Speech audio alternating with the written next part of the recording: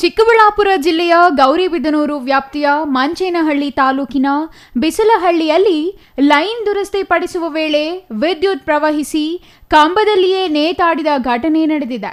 ಘಟನೆಯಲ್ಲಿ ಬೆಸ್ಕಾಂ ಸಿಬ್ಬಂದಿ 28 ವರ್ಷದ ಉದಯ್ ಮೃತ ಯುವಕ ಎಂದು ತಿಳಿದು ಬಂದಿದೆ.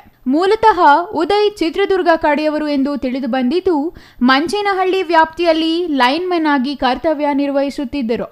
ಇಂದು ಟ್ರಾನ್ಸ್ಫಾರ್ಮರ್ನಲ್ಲಿ ಲೈನ್ ಜಂಪ್ ಆದ ಹಿನ್ನೆಲೆ ಬಿಸಲಹಳ್ಳಿ ಗ್ರಾಮಕ್ಕೆ ಭೇಟಿ ನೀಡಿ ಟ್ರಾನ್ಸ್ಫಾರ್ಮರ್ ಕಂಬ ಹತ್ತಿ ಲೈನ್ ಸರಿಪಡಿಸುವ ವೇಳೆ ವಿದ್ಯುತ್ ಹರಿದು ಕಂಬದಲ್ಲಿಯೇ ಸಾವನ್ನಪ್ಪಿದ್ದಾರೆ.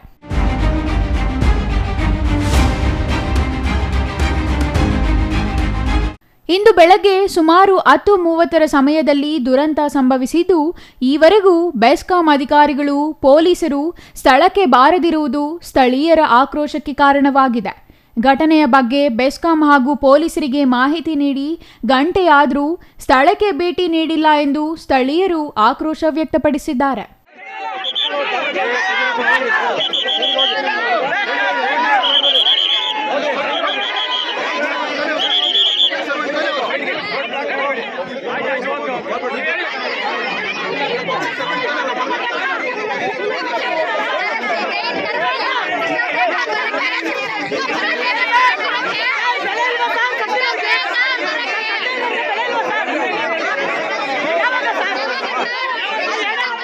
News bureau, CTV news, Chikkaballapur.